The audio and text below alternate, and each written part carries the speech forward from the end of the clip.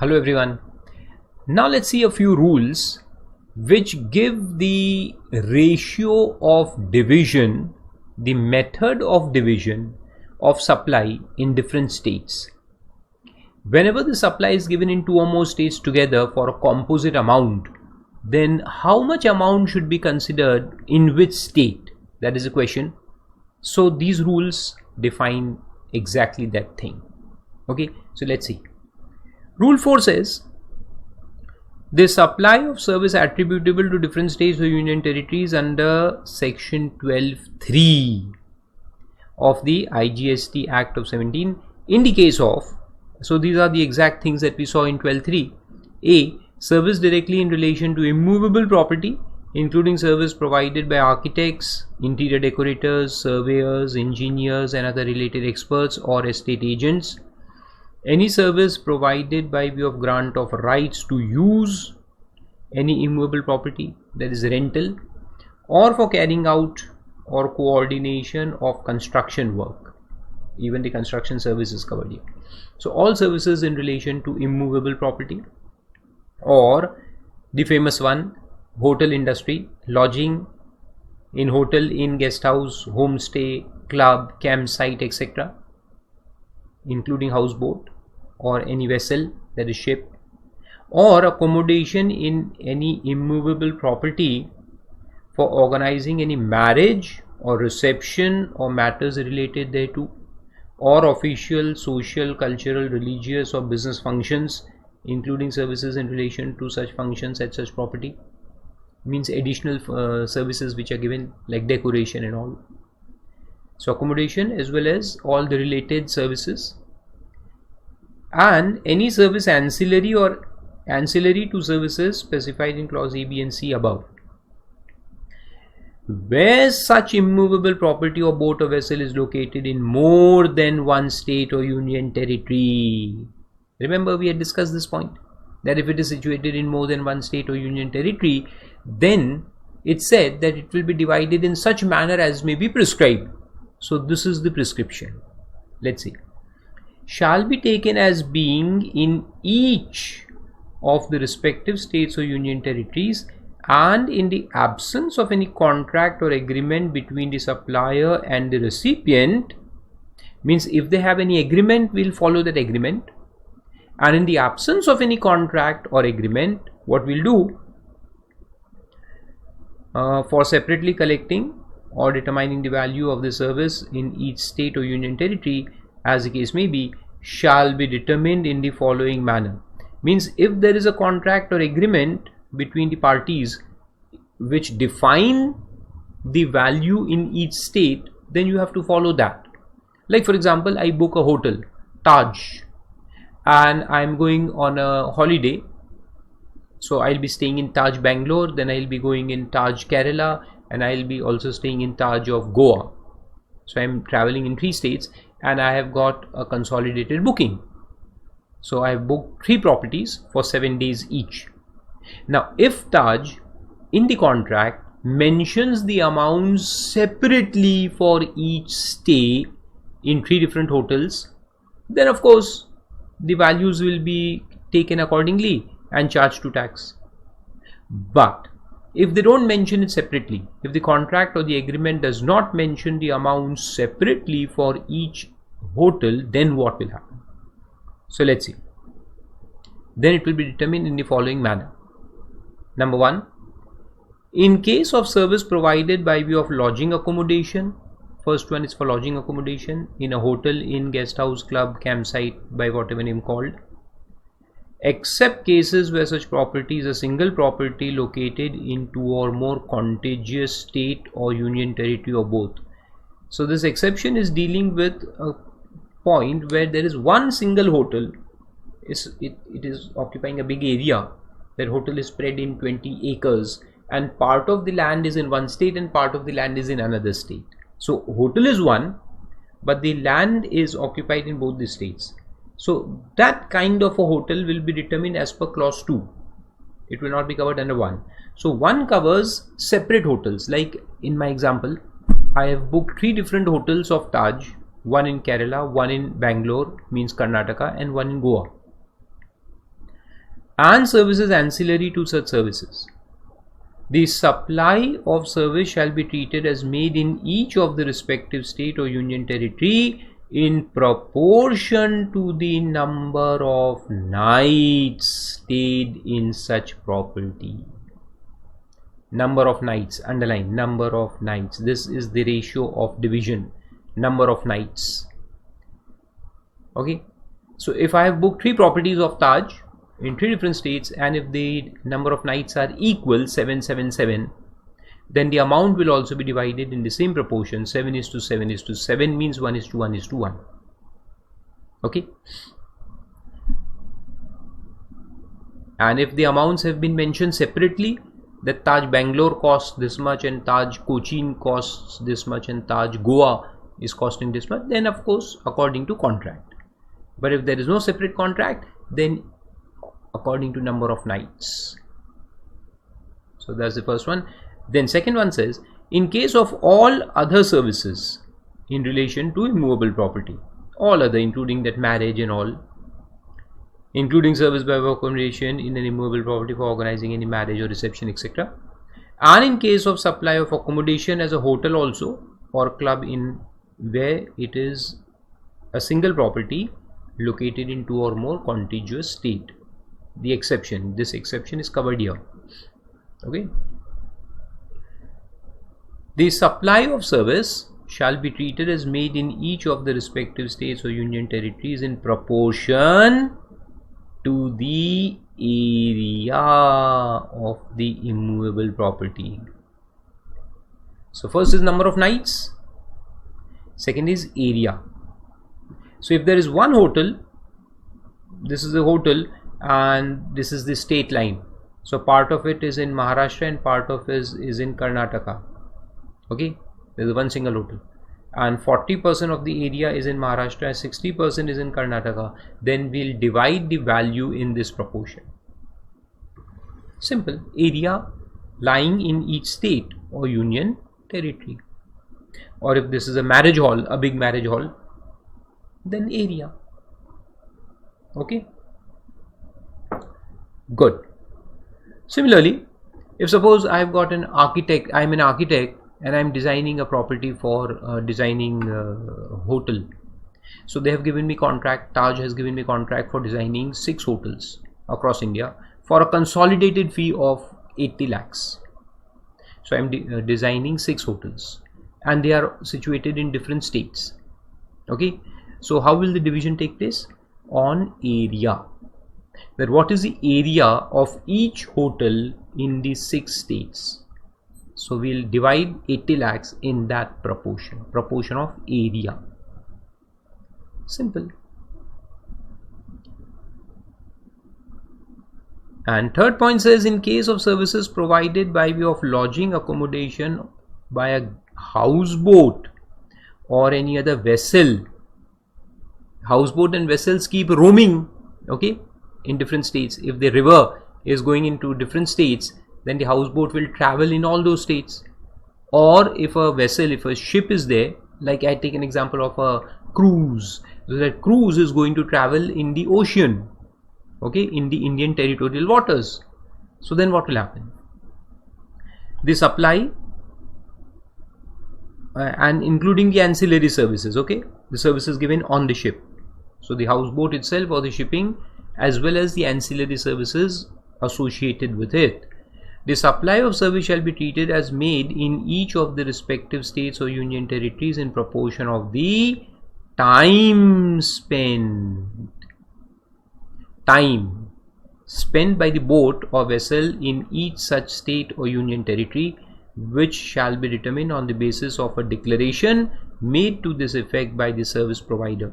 So the service provider, the cruise liner, will give us the time schedule, which will tell us that how much time the boat is there in which state or the territorial waters of which state, and then the value will be divided accordingly. So 3 things have to be seen. Now in order to remember, it's very simple. 3 things. Number 1, number of nights. Number 2, area. And third, time spent. Simple. Number of nights or the area or the time spent. And then few illustrations are given for you to understand all these points very clearly. So see, first illustration says, this is on number of nights. A hotel chain X charges a consolidated sum of 30,000 for stay in its 2 establishments in Delhi and Agra, where the stay in Delhi is of 2 nights and the stay in Agra is 1 night. Simple. So we'll divide the total 30,000 in the ratio of 2:1. So 20,000 will be apportioned towards Delhi and 10,000 in Uttar Pradesh and taxed accordingly. Second is, there is a piece of land of area 20,000 square feet which is partly in the state S1 and 12,000 square feet and partly in S2 8,000 square feet. So out of 20,000, 12,000 square feet lies in state 1 and 8,000 lies in state 2. So whatever services are given here will be divided in this ratio, 12:8. Simple. Means 3:2 in simplified form.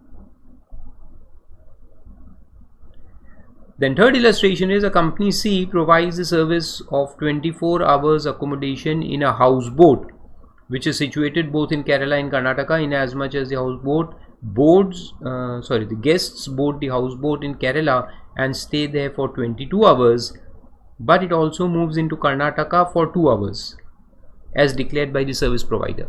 So for 24 out of 24 hours, 2 hours are spent in Karnataka and 22 hours in Kerala. So this becomes the dividing ratio, 22:2. Very simple. So that was regarding 12.3. Then rule 5, the next one, is regarding services defined in 12.7. That is, organizing of a cultural, artistic, sporting or scientific or educational or entertainment event organizing services, including supply of service in relation to a conference, fairs, exhibition, celebration, etc., etc., and similar events. So basically events and services ancillary to the organizing of such events, like pandal setup and all, food, etc., which is served at these events. So for events, basically what you have to do, see, where the services are supplied to a person other than registered person, the event is held in India in more than one state or union territory. Now why they have mentioned other than registered person? Because if it is given to registered person, then it becomes his place. So then the division question doesn't arise. But if it is given to an unregistered person, then you'll have to divide if given in 2 or more states.